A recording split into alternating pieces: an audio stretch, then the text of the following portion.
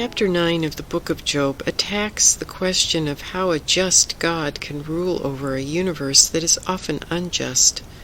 Job, who has suffered greatly, acknowledges that he is helpless and can only plead for mercy. It is worth noting that Job does not reject God in the midst of his suffering, but rather entreats God to grant him relief. Job, in spite of his travails and misfortunes, does not sever relations with God, but rather continues a dialogue. He accepts that God is all-powerful, and that suffering, which he does not understand, is part of the universe that God has created. In a previous verse of chapter 9, Job recognizes that God performs wonders that cannot be fathomed, and further states, if he snatches away, who can stop him?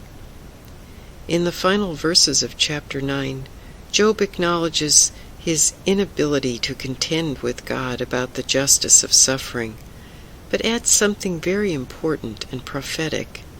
He says, if only there were someone to mediate between us, someone to bring us together. This is a foreshadowing, because several centuries after Job uttered these words, God did send someone to mediate between himself and humans. His name is Jesus of Nazareth, who experienced on the cross the suffering that Job could not understand, and by this act became the mediator between humans and God. Thus, as we live and move and have our being in a universe that sometimes confounds us, we know that we are linked to God through the life and death of his one and only Son.